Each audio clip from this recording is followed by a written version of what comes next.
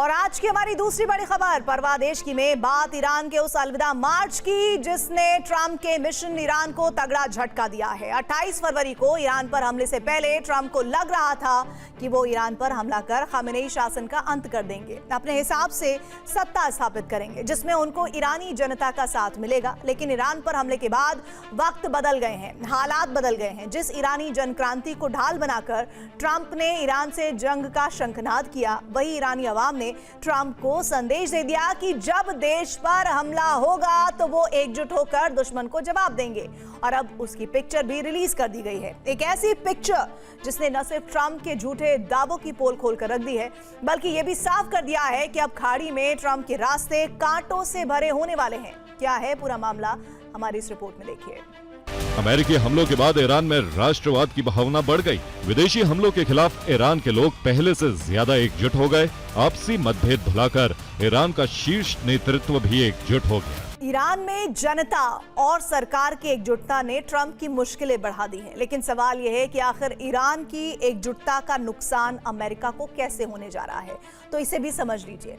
Iran में सरकार और जनता के बीच एकजुटता की वजह से जो सत्ता परिवर्तन का सपना ट्रंप देख रहे थे, वो अब पूरा होने वाला लगभग नामुमकिन दिख रहा है। वहीं जनता के साथ आने से ईरानी सेना का आत्मविश्वास बढ़ा है। साथ ही ईरान को अंदर से कमजोर करने का प्लान जो ट्रंप का था, वो उसमें वो फेल हो चुके हैं, जिसकी वजह से अब जंग लंबी खिंचने का खतरा मंडरा रहा है। वहीं जिस तरीके से ईरान खाड़ी देशों में अमेरिकी बेसों को निशाना बना रहा है, उससे खाड़ी देश अमेरिका से बेस हटाने का दबाव बना सकते हैं।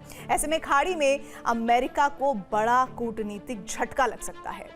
वहीं जिस जन विद्रोह को मुद्दा बनाकर ट्रंप ने ईरान पर हमला किया था, वो थियरी गलत साबित हो गई है। ऐसे में दुनिया में ट्रंप के साथ साथ अमेरिका की छवि को बड़ा झटका लग सकता है। यानी अब ट्रंप चारों तरफ से घिरते नजर आ रहे हैं और ईरान की जंग ठीक वैसी ही स्थिति में पहुंचती जा रही है जो आज से 53 साल पहले वियतनाम में देखने को मिली थी।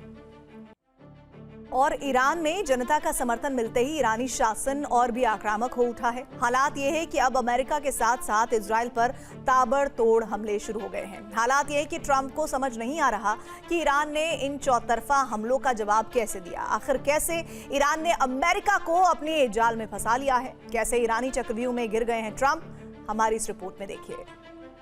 बदला तब तक जारी रहेगा जब तक कि वो पूरी तरह से हासिल ना हो जाए। ईरान अपने नुकसान का दुश्मन यानी अमेरिका से हर्जा न लेगा। अगर अमेरिका इनकार करता है तो ईरान उसकी संपत्तियों से वसूल करेगा या उन्हें उसी हद तक नष्ट कर देगा। युद्ध रुकने तक हॉर्मुज स्ट्रेट बंद ही रहेगा और सेना को इसका पूरा इस्तेमाल करना चाहिए।